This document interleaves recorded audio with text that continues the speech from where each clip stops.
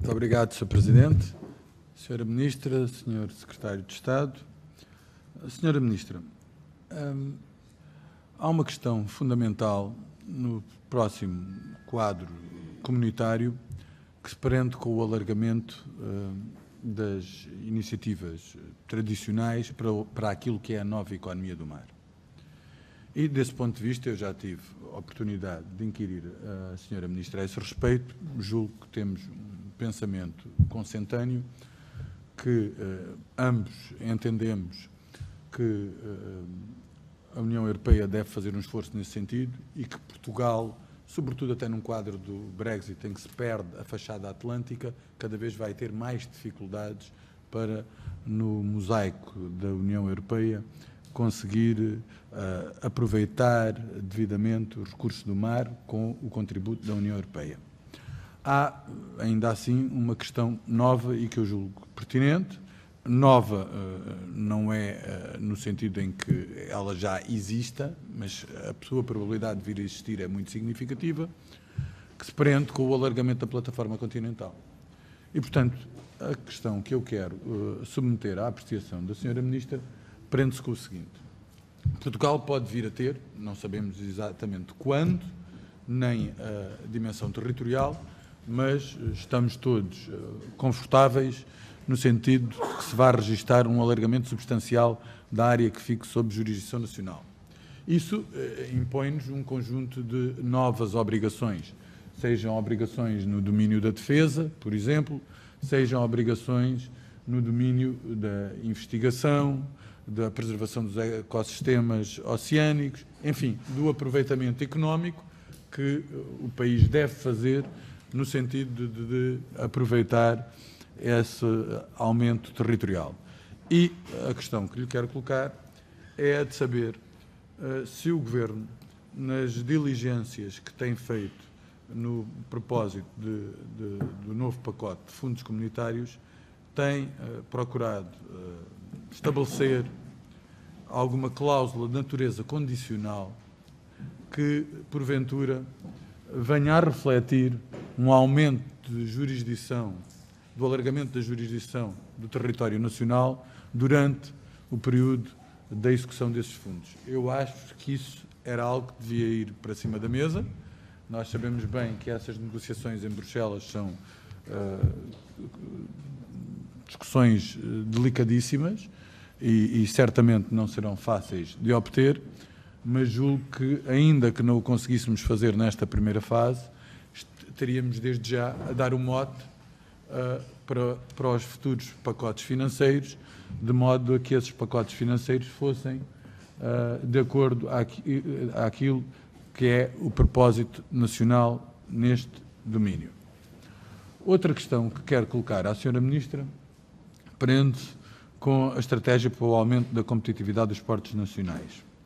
A Sra. Ministra já teve a ocasião de detalhar alguns aspectos do Porto de Leixões e os portos a norte, mas recordo-me, em 2017, quando foi aprovado o programa, entre público-privado, maioritariamente privado, a Sra. Ministra estimou um investimento na modernização do Parque Portuário Nacional na ordem dos 2,5 mil milhões de euros até 2026, se não estou em erro.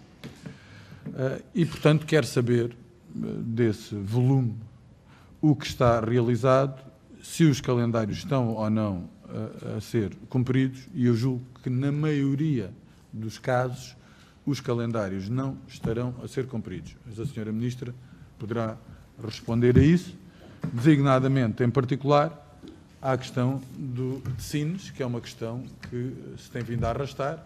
Eu não queria fazê-lo, mas sou obrigado a recordar as declarações da Sra. Ministra em 2016, em que sublinhou que, num espaço de 2 ou 3 meses, estariam prontamente terminadas essas renegociações e, por força dessas renegociações, poderíamos assegurar a expansão do Terminal 21, por um lado, e depois abalançarmos para o novo terminal Vasco da Gama.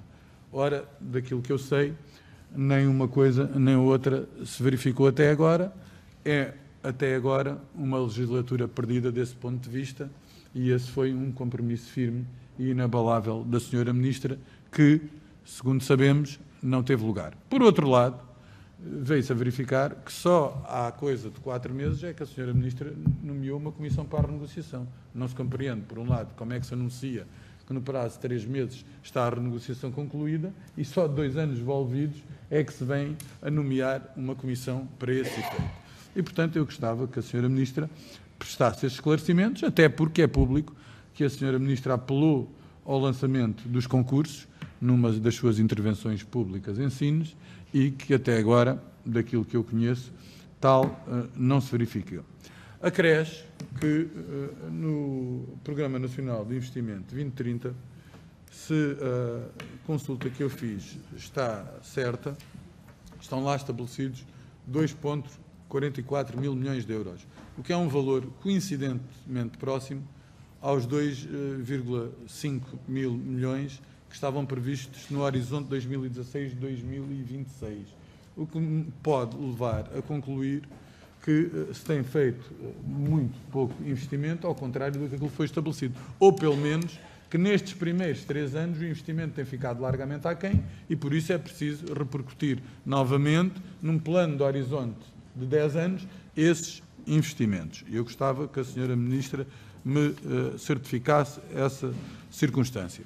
Por outro lado, quero colocar a questão do plano de situação, saber a respeito da Lei de Base de Gestão do Ordenamento de Espaço Marítimo, que eu tive o privilégio, na Assembleia da República, de conduzir com a Sra. Ministra e que julgo que tenha sido um grande sucesso.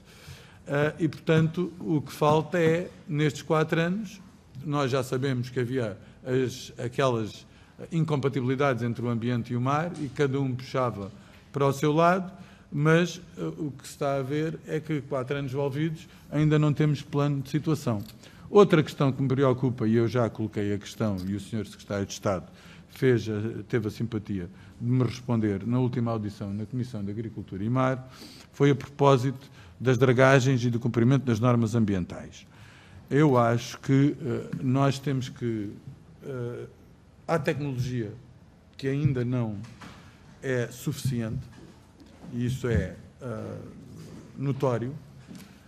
Por exemplo, as dragagens por sucção, e vão-se fazer muitas dragagens, elas próprias trituram os microplásticos e colocam-os nos oceanos. Há coisas que a própria tecnologia ainda não garante que se façam, e eu reconheço isso, essa dificuldade tecnológica, e, portanto, não coloco outras dragagens que tenham sido colocadas, que tenham sido tornadas públicas no mesmo patamar daquela denúncia que foi feita a respeito de Tavira. Acho que são casos diferentes e deve-se reconhecer que são diferentes, mas também deve-se dizer que há sempre ali um elemento de poluição e que há aqui uma dialética difícil entre a maximização da realização de dragagens, por um lado, e os menores efeitos de poluição. E gostava também de colocar outra questão que se prende com uma denúncia de uma reportagem, que teve também numa reportagem da SIC. Posso, Sr. Presidente? Já ultrapassou o tempo, portanto, todo o tempo que perca é prejuízo de Vossa Excelência, portanto, Pois, mas não termino. sei se o Sr. Presidente me estava a pedir para Não. terminar. Estava-lhe a dar tolerância, como sei Obrigado. que está a terminar, agradeço. Sr. Presidente, que se prende com práticas anticoncorrenciais no âmbito dos serviços de reboque e pilotagem, que há um conjunto de pequenas empresas que desapareceram, outras como a Rebonave, que são alegadamente vítimas de políticas de preços anormalmente baixos.